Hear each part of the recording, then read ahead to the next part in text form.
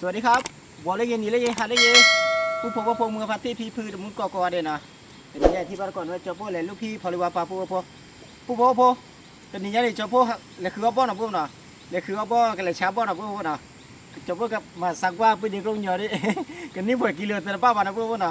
เป็นยังจอโป้หามันนิจานะพี่พวกน่ะจะได้มันนิจานะพวกน่ะว่าเลยนี่จอโป้ใช้มันนิจานะผมว่าเหมือนแล้วคือบอลคนนี้บอลจอโป้มาทางเอาชาติอยู่น่ะที่มันมีคนบ้านเราใบนะจะได้กี่กิโลจะได้กี่บาทไม่รู้พอมันก็พูดพวกนี้ละ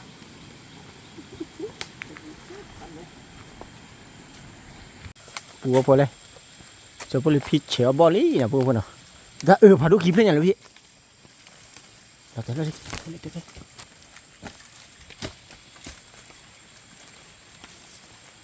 ่ยถ้าพาดูเลยเนี่ยโอเคถ้าเคยจันนะได้อีกหล่อเลยปูหล่อลิคลิปเลยปูพอจะพ่นนี่คลิปเลยเนาะ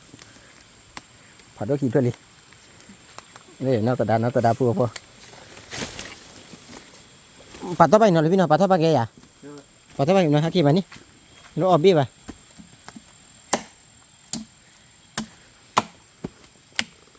ปอจะพูดพี่ดีจูเคลมอ่ะปอตอนนี้จูเคลมอ่ะขี้เคลมแล้วปูหาได้เคลมเนาะหาได้เคลมอ่ะนี่ที่ชาร์จอ่ะปอออกบอบบี้ดีอ่อนย้อนอยู่ดีออกเคลมนะปูเนาะอ่อนย้อนอยู่กับกอม้าเนาะปูไปนี่ดีจ้ะคิดเถอะได้แล้ว2 ลูกนะเดี๋ยวจะพูดเดมุนเลยนาตดาตัวนี้จะได้ให้มาเจอปลาตาใหม่นะพวกพ่อนะคือบ่อนะพวกพ่อหาวิชาบ่อนะพวกพ่อจะพ่อใครคือบ่อเล่ปัญญาก็ต้องป่านะพวกพ่อนะปลาปัญญาก็ต้องป่าเลยบ่ว่าคือดอกดูบ่พ่อเลี้ยอยู่ก็ดูนะพวกนะบัดเลยได้ยิบัดทอเลยปลาทอพายยิมัดพี่บัดทอเลยก็ชอนะพวกนะบัดทอยิจะเป็นมัดพี่ปะนะถ้าคือปัญญาก็เดียวคือเนี้ยเจ๋นะแค่คือตลอดทั้งละนะถ้าคือบอลเงี้ยเลยปัญญาก็ต้องป่าเลยหาท่าเราเหมือนเจ๋นะพวกเรา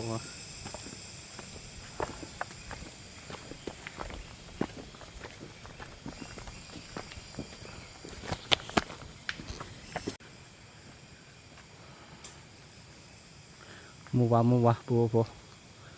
ป้ามัวเด้ออาจจะหาเดี๋ยวหาปอกจ้าขี้ลี้เนาะ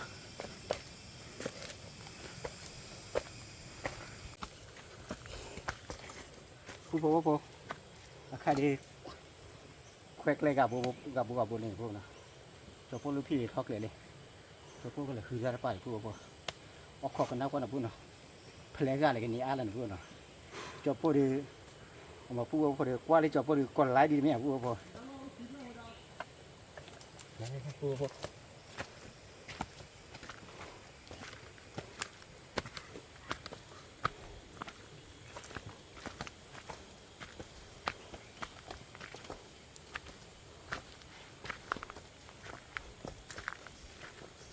พี่เลยได้ปูเนาะเป็นเวลานี่แหละจะมีตั้งแล้วให้รู้เลยว่าคนละคนเลยมาทะเลเนี่ยมาทะเลอ่ะ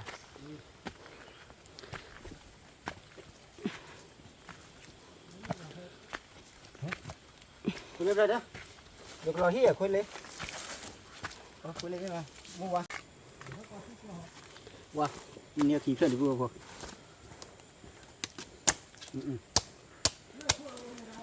ว้าโอเค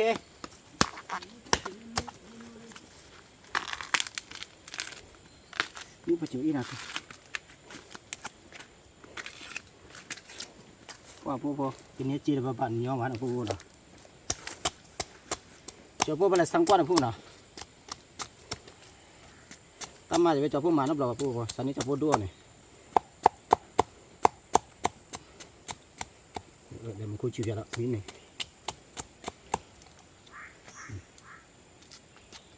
เลยก็ขาดเลย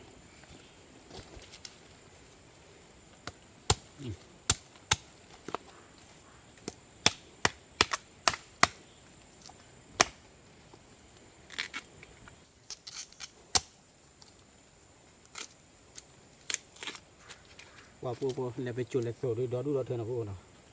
no cho no to e cho pu de mi le bo li pu mo okay ba to pa plo la pu kha yo ne cha de pu ba pu na pa pu da bริษัทเพื่อจันนะได้นี่นะcho pu de so ra cho te ba pu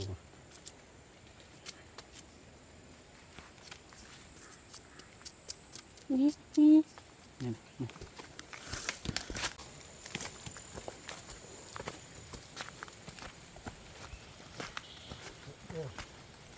นเป็นเลยพวกปรีบาป้าลิมา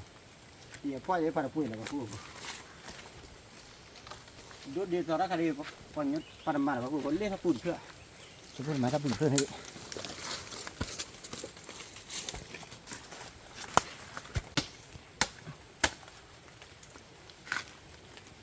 เพื่อเฉียบเพื่อด้วยพวกเขา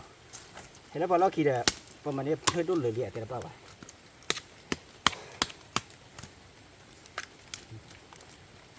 เพื่อดีเชี่ยเจนะพวกน่ะ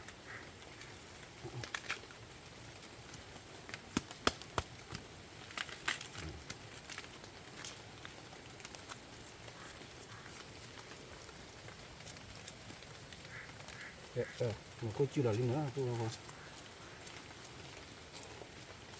โอเคดี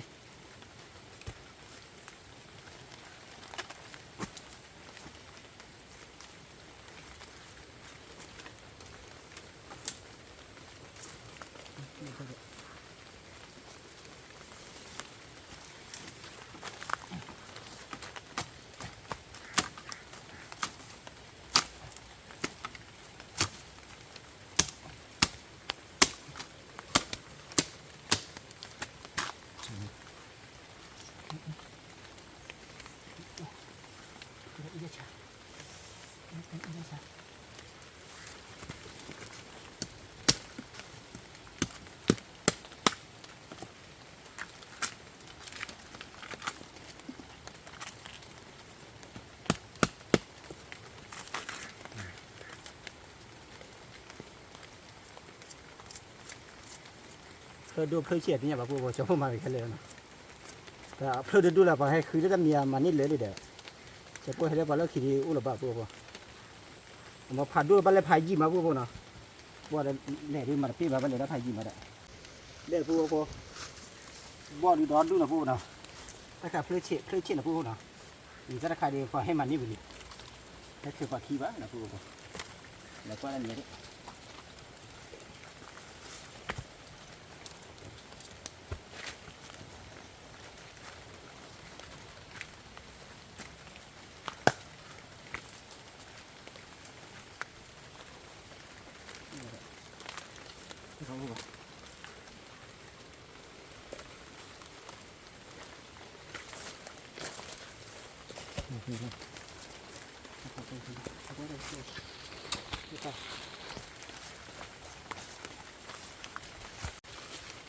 ตัวแต่ราคาดีชันนี่แบบพวกทอลพัดทอลชันนี่แบบชันนี้เลยดูเราตัวนี่พวกนะพอตัวนี่ชันนี่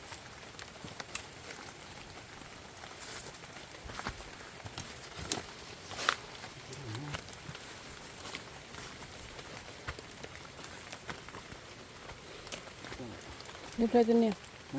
เพื่อจะเนี่ยเพื่อนี่เพื่อมากกว่าเนาะ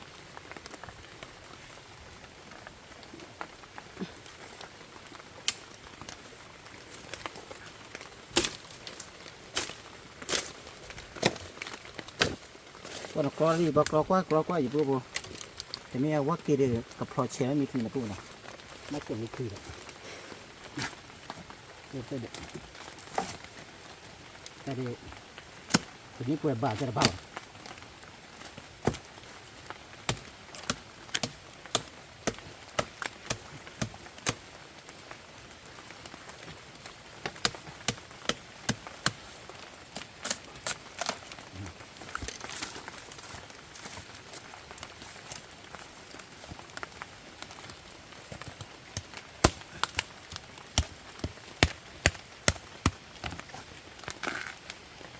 ไม่ได้เสียระบบ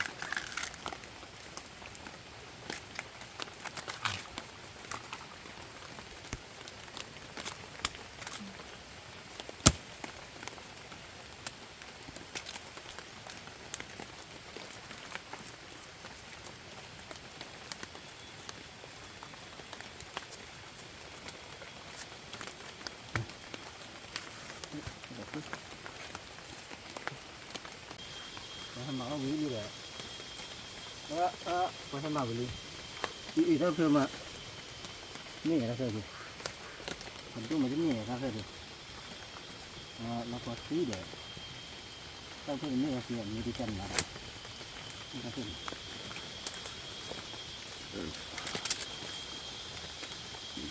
เพิ่มเนี่ยเพิ่มดิ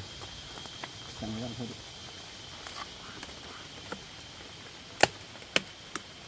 นี่อะไรนี่อะไรก็ตัวนี้แหละเนี่ยเขาบ้านดูเลยนี่ก็ทำมาเนาะ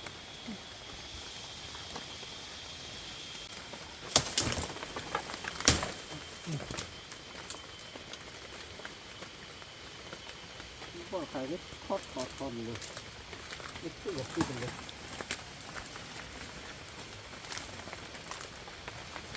อื้อ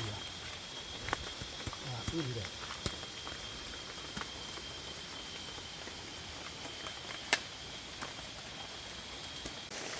เดี๋ยวตัวก็จะพูดที่ตาตาคาเดที่ตาตาคาเดเนี่ยเกี่ยมือตัววิ่งมาพวกน่ะมันโตแล้วมือตัววิ่งตัวป้อนน่ะพวกก็ที่ฉาดได้กันตัวมือตัวที่ฉาดเดี๋ยวตาดีดอนที่ไหนที่ปะได้อยู่ในปากกอบไว้เอางูป่าเนาะเอางูป่ามันก็เดี๋ยวจะเอางูอยู่แล้วพวกเอางูเล็กก็เนี่ยสปีต้าเดี๋ยวจะสปีต้าอยู่แล้วพวกน่ะ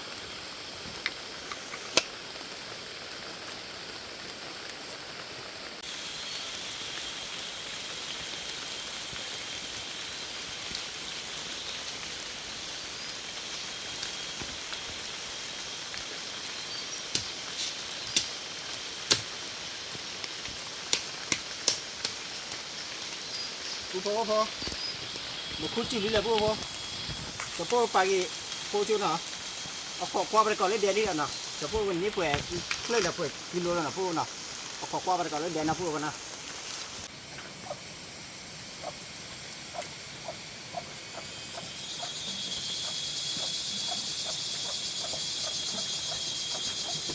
ว่าพวกพอจะพวกเลยคือว่าอะไรว่ามันคุยจีนเลยเนี่ยจะพวกเราขี้แต่พวกพอค่ะคือพวกเราขี้ที่จะแพ้นะเลยคือบ่ตลอเลยคือบ่แต่ละล้อละบ้าปะตาล้อแค่เหลือพวกน่ะเลยคือจุดนี้ต้องมีอะไรพวกพอจะพวกเลยคือเราขี้ก้อนนี้เพื่อขี้เผือกนะพวกน่ะนี่แต่อาบ่ะทีนี้วันนี้ปวดกิโลแต่ละบ้าบ่ะกิโลที่ชี้หัวแต่ละบ้าบ่ะนะพวกน่ะตัวอีจะพวกว่าตัวที่เราดูเราเถอะนะพวกตัวชี้เฉยนะพวกอีได้ยี่มันเนาะแต่ถ้าอีได้จะพวกเขากินเดียวเนี่ยเดี๋ยวจะพวกอีดีกว่าบ่เลยจะพวกเหนียวกว่าเพื่อนเนาะ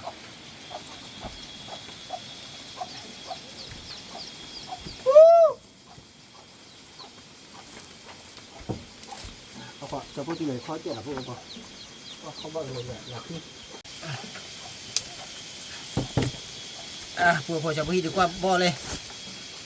นี่บ่กว่าเพื่อนแล้วเนาะ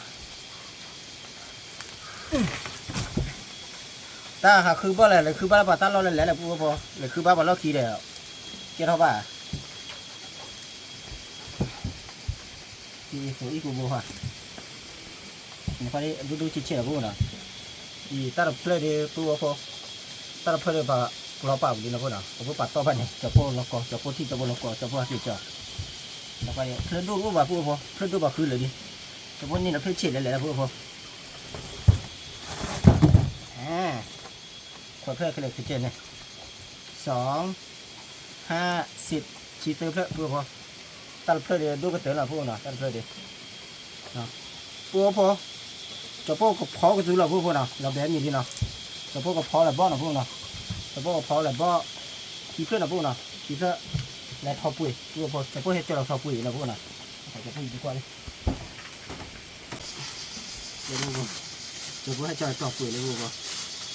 เขาคือดีแต่ถ้าทราบว่าพวกคนนะพอเธอก็ดูตะการอยู่พวกเลยเนี่ยพอเขาเลยจะชีเตอร์เพื่อนะแต่พวกพอขี้เพื่อนนะแต่พวกพอขี้เพื่อนเลยตัวโตแล้วแน่ชีเตอร์เพื่อนนะพวกคนนะเขาวิ่งแล้วพวกมาบ้าหาคือว่าหาคือ คือเอาวิเนาะเอาวิเมแล้วพวกเนาะว่ากันนี้จะพวกท่องเจอและมันคุยจุบอะไรเบลกันเลยฮักเกตแต่มาได้ท่อบัตรหรือเปล่า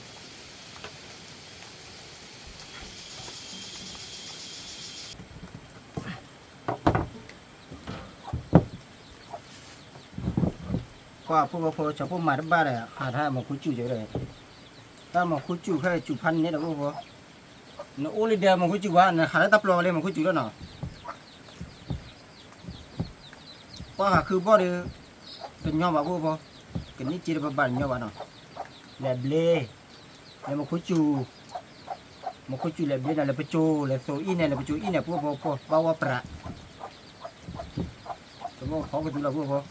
สมมติเขาหินเหลนนะพวกเนาะสมมติเขาหินเหลจะพวกชื่ออะไรพวกชิดดอกเจ้เบชิดดอกเจ้านะพวก sorry แต่กันมาเจ้านะพวกนะจะพวกชมเรื่องมาพันนี้แหละแต่นี่คือบ่ออะไรคือได้ชื่อแบบบ้าปัตตาลเลยแหละบ้าปัตตาลเราลีเลยแหละพวกกว่าราคาละประมาณวิธีกว่าราคามาบ้าประมาณบ่อวิธีเลยเด้อว่าจะพวกลูกพี่ก่อนกว่านะพวกเนาะเนี่ยบ่อเพื่อจะได้บ้าป่ะนี่อาดีต่อจะพวกนี้นี่แหละจะพวกนั้นนี่จ่าแล้วจะพวกจะได้บ้าป่ะนะแล้วก็บ้าจอดเดือดกับพวกดูถ้าผมมาที่อาญาเนี่ยมาคุยชิวนะพวกคนนะดูถ้าชิวนะ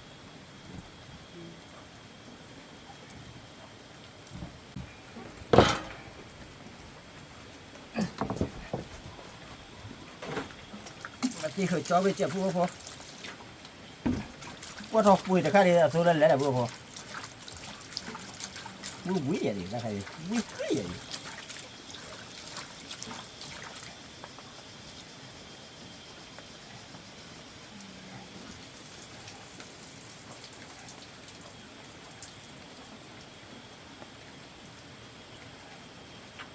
โอเคปุยแต่ข้าดีพวกแล้วก็สลับบอลนะพวกเนาะ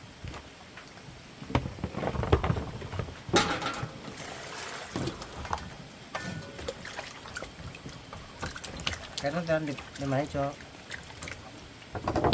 ôi bị chít đỏ rồi đã bị chít đỏ rồi mới đắp lòng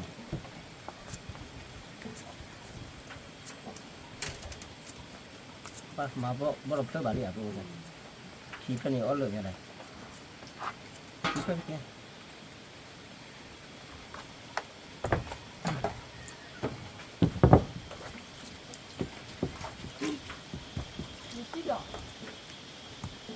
bê chi đỏคือqua đấy đã bữa bê chi đỏ là phố chi đỏ mấy bà bê chi đỏ hả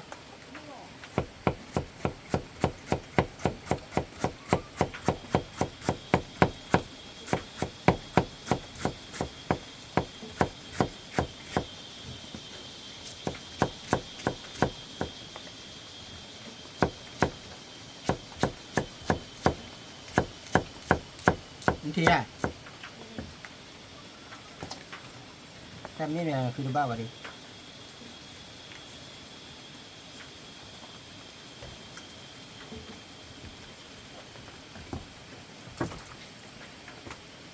cái gì rồi thì bà ông vừa rồi như thế hả cứ đắp lòi hết à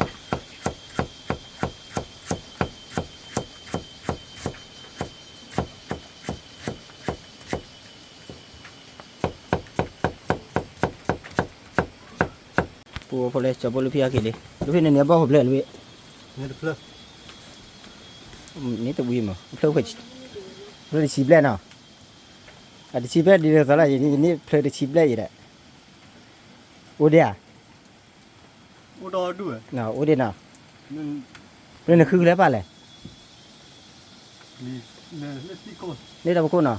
พอเราพูดดีขายเราขี้บ่อพูดเบลด้วยเราไม่พูดจูเบลอะหาได้เมื่อ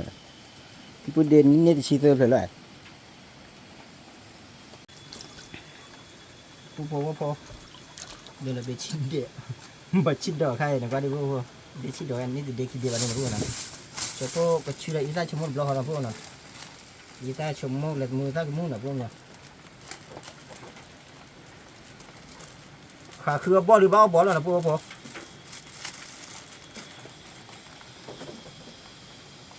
แค่จะเล่นเป็นบ้าป่ะ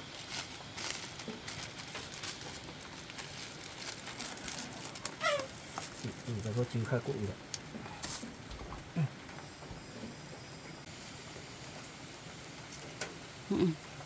อีกแต่พวกชื่อละมีตามีอาหน่ะพวกน่ะมันมาว่าอาเจ๊ว่าตื้อเจ๊พวกพอชั่วโมงเดี๋ยวโซ่หน่ะพวกพอหน่ะตัวเจ๊ตัวนี้ชื่อได้เจ๊พวกบาลีพวกพอวิลิที่ว่าที่จะมาตัดเนื้อมันเลยทีแหละ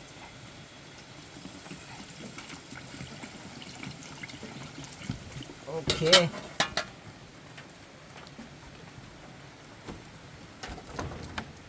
จีข้าวกูดิโอ้ข้าวกูผัดด้วยมา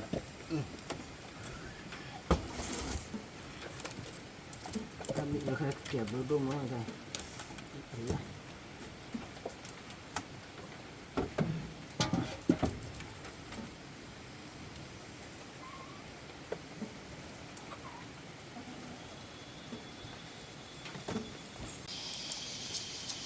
พอพอจะพอพอกันดีนะพวกน่ะเนี่ยบ้านเนี่ยพวกพอ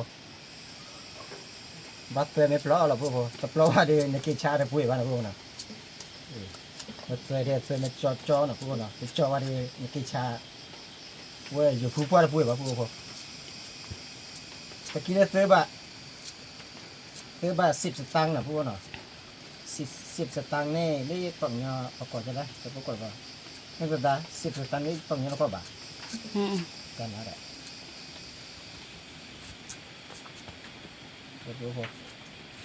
อีบัดเตยบ้านอะไรคือได้ตีเตยพวกพอบัดเตยเราก็มุ่งเนาะเราพวกพอนี่เตยเราจ่ายเลยเนี่ยกิโลเราจ่ายเลยนี่แหละพวกพอนี่จีบบ้าพวกพอเนาะวะพวกพอ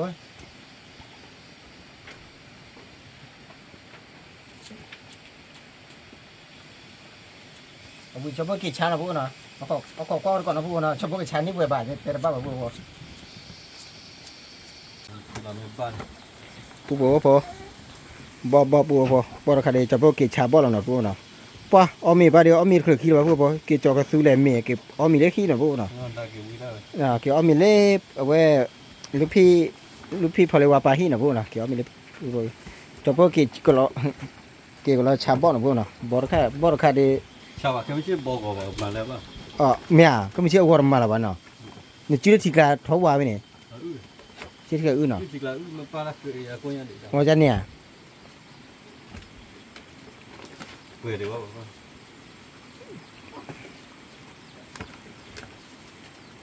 พวกอย่างโดนปูเนี่ยเดี๋ยวจะเจอเลยแต่ไหนนะอย่างเราก็จะว่าคิดเลยน่ะแล้วก็มาคีเพื่อนน่ะเพื่อนแล้วก็นี่ก็ซื้อมาหลายจัดเลยในซ้ำก็อีตาชั่วโมงบ้างกว่า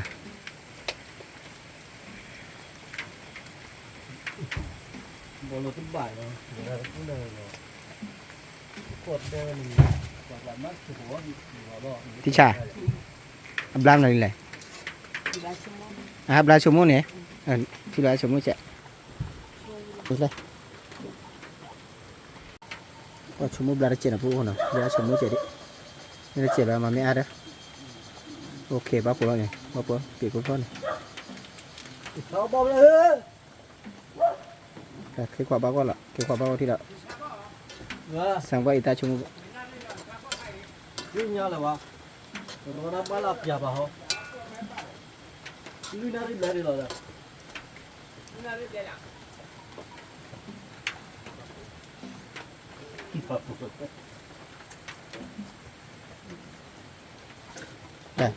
บ้าว่าเรียพี่ไปไหนมาพี่ไปหาผู้สาวมาชุ่มเลยคือบ้าไหมอ่ะคือบ้ามันเอาเจอกล้าวิลิเจอวิลินาริโอนาเก่าพอสารชาเด็กเล็กจอที่อย่าเลยตอนนั้นวินาริบเลยเหรอว่าตอนนี้เนี่ยพื้นหาคือบ้าชาบ้าเลยเดียวปุ๊บพอกี่แล้วปุ๊บพอมาบ้าบ้านเอาวิจารณ์จุนเอาปุ๊บนะ บ่ก็ล้อกันละก็ล้อกันด่าได้เลยพูดพูดเลยแต่เนี้ยเคยว่าคิดว่าเนาะกี่ชาบ่เด้อเขาบ่ได้ปอปุยบ่ก็จัดก็ล้อกี่นี่ที่เดีชันนี่แหละป่ะพูดเนาะเดี๋ยวตาลูกคิดเนี่ยนะป่ะตอนนั้นกี่ชาแล้วก็มีชื่อชาตัวนี้ป่ะแต่พวกกี่ชนพูดเนาะแต่พวกกี่ติเล่ป่ะชาถ้าเรามันพูดเนาะพวกดูเปียพูดที่กันเนาะว่าพวกจะพูดลูกเปียหักเทมะ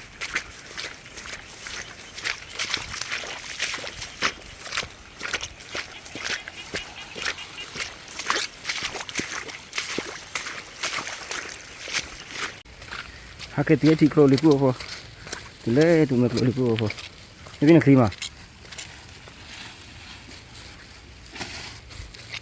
ที่ท่อมหมดเลย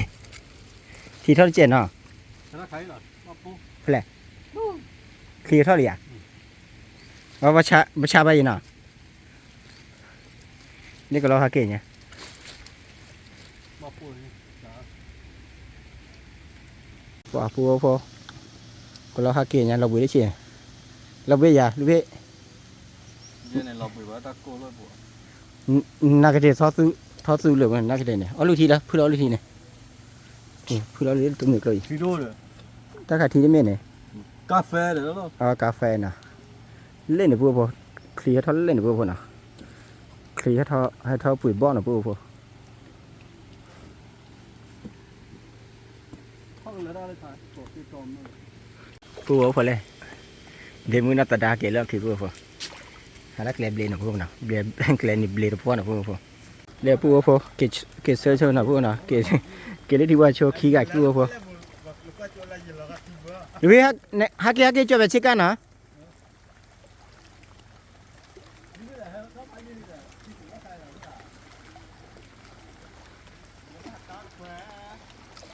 นี่เป็นพัวว่าคลีตัวเล่นเลย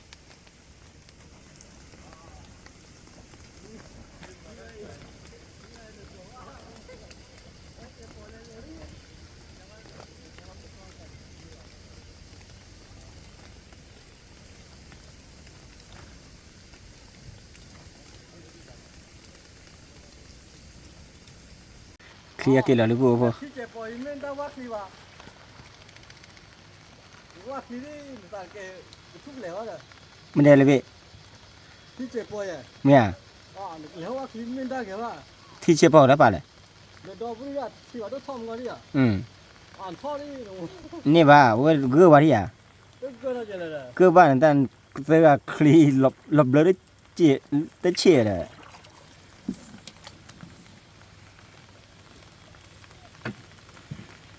คลีปัดดูฮักกี่ลิน่ะ นี่น่าอยู่ว่ากันพูดเลยเล่นลองกับตัวน่ะอยู่ว่าเด้อ สิบปีแล้วน่ะ เฮ้ยวัดจบกับพี่นี่แหละแกว่าวัดบุญว่าซะเลยเดี๋ยววิธีการเลย เดี๋ยวปู่พ่อคลีปัดดูเฮลี่จะบอกชาบอลแล้วนะปู่พ่อน่ะกันนี่เปิดกิโลแต่บ้าป่ะ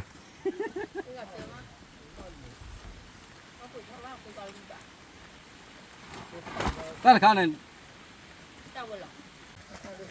พี่เราบ่เด้ออ่อนเดี๋ยวตัวเราได้พี่เราบ่อย่าถือก็ได้ก็บ่เด้อ นี่เลยเยี่ยป้อปุ้ยนี่เลยเจ็บไปย่อยเยี่ยป้อนี่เลยเนาะปู่พ่อมันเจียวเด้อเนี่ยขี้ชี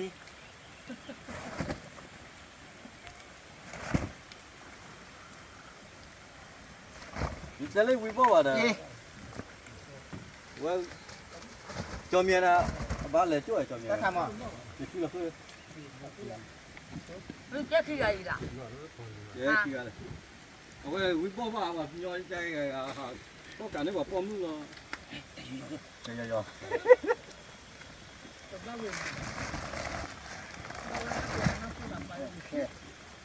Rồi khi lừa nó bị ghét chịu à?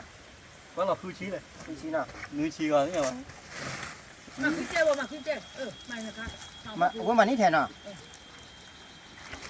ตั้งแต่เขากรอเลย Thế này. มาขึ้นค่ะ ตั้งข้าวกว่าแต่ Bà ta này cho cái lửa nào. ขับเพื่อจุ่มมือเจ้า Cho phô cha lửa kia cho phô đá rồi. Nghe nào nào. คือเขามาซื้อเนี่ยเจอที่ โอเค Vì cho đó này cho tất nhiên này. Cho nè. Có lúc kia khạc lột đấy à? นี่ค่ะโอ้เลยป่ะเลยได้ป่ะ Dạ cỡ nào. Lẩu lẩu tao. ต้องข่าวละ บาลีหล่อลิปูพอโอ้เราจะเบี้ยดิพันโดเลยปูพอโอ้พันเนี่ยนี่ก็บาทเนี่ยก็เนี่ยมีว่าจะพูดลูกพี่อะไรช่วงมาเลยแกนอตชีระบมือมันน่าจะว่าปูพอเจ้ากิโลลี่นะนี่ปูกิโลเลยพี่ ไม่ชอบแล้วนู่น cho nó đó mà nó mình ăn cái số chạyมันก็ว่าnhóm nhóm là cái này này nó tao lo ăn nó bự đẹp vậy cho hả lo biết kia là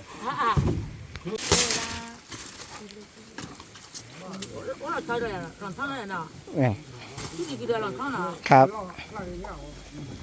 มีอะไรกันนี่ผัวกิโลกัน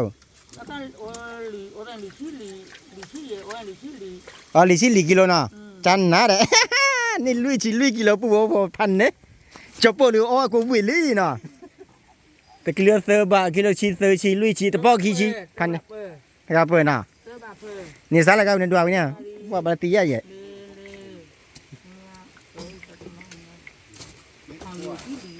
แล้วพอเย่ชิลีบานะ ta pha là bao lớp rồi có tâm cóแต่พอลุยชีลุยบะปุ๊บพอนะจันนะปุ๊บพอเดี๋ยวขี้ปุ๊บพอจะปุ๊บขี้เลยอยู่ก็รอนะปุ๊บนะ tay khò lý lúc tay khò อยู่ใต้ขอบปุ๊บพอว่าชาบ่วิลินะปุ๊บนะนี่อ้อเบอร์เดี๋ยวตาปุ๊บเย็นนะปุ๊บนะมึงว่าปุ๊บพอมึงว่าขี้ลิฮีนะปุ๊บนะเล่นมึงหาตัวนี้เนี่ยเว้ยมีต่อปัดเดละปุ๊บพอ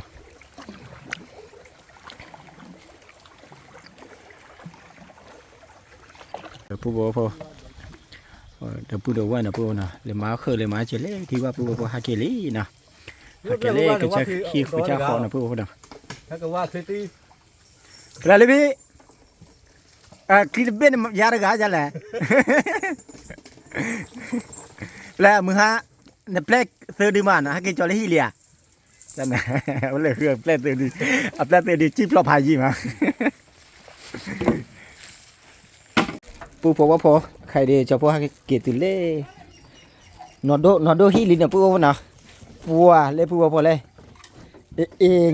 ยกะปูว่าพอพันเนี่ยปูว่าพอเดี๋ยวจะพอน้องมึงก็เตี้ยมันเดี๋ยวนี้แต่ละบ้าน้องก็เตี้ยมันเดี๋ยวนะบอกคลอนอ่ะอะไรง่ายทีอ่ะง่ายที่หัว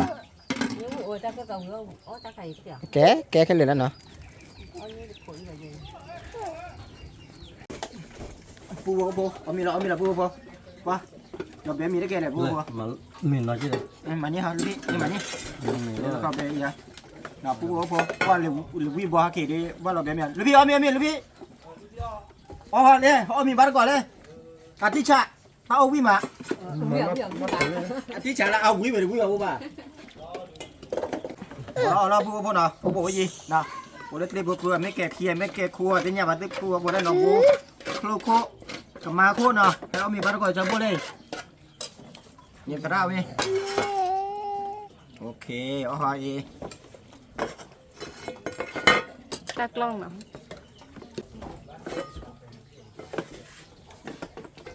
chuyện này nguồn lên chặt rồi chào miền ba có ba cà càถ้าซื้อได้จะพวกเอาวิ่งมา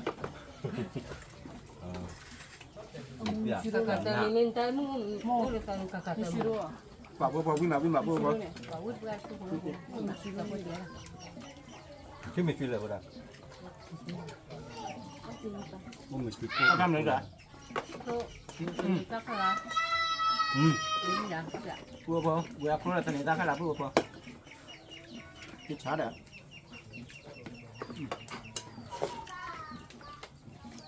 เนี่ยจะพูดที่ดีกว่าเลยอย่าพูดเลยครัวตอนนี้ตั้งขนาดเลยพูดเลยว่าคิดช้ำมาพูดว่า có cái lâu đó khó nó tổng được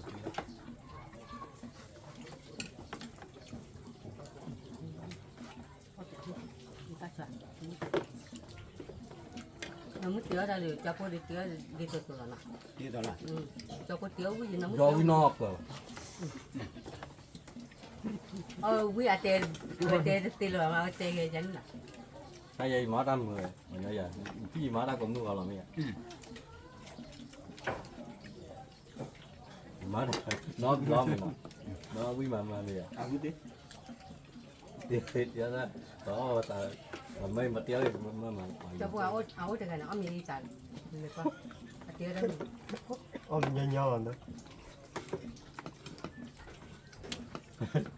ơi giờ là quý là ôi là tạo có việc tôi cày mấy tiêu mà mà kia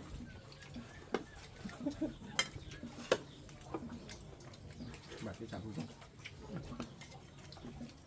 áo cột con rạ nó cột con rạ nó ngưng ชาบ่นี่แต่พอละยาสิลุยบะนะพวกน่ะ nó mấy vậy มาแล้วปุ้ยเด็กไอ้นี่ลุยชีคุยบะพวก nhà nó cho chị đâu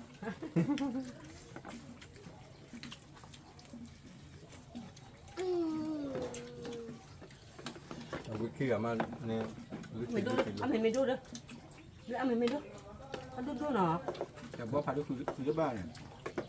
cứ bà cứ bà nên là cái lục lo làm lấy cái rồi นะพวกพ่อจะพ่อดูว่าไม่ชวนนะพวกนะจะพ่อก็มากับเธอตั้งมือบ้านแล้วนะกูบอกว่าพวกมือพาที่พื้นมึงก่อนนะที่ที่ลุยบะจะพ่อว่าเจ้าจะพ่อตั้งว่ามึงคนไลค์คนแชร์คนซับสไครต์เจ้านะทำเลยช่วย cái này có che có cái con gà làm được มาตาเท่าๆนะเกษตรกรนะเกษตรกรตลาดพันธุกรเนี่ยตลาดพันธุกรเนี่ยขอบคุณครับ thank you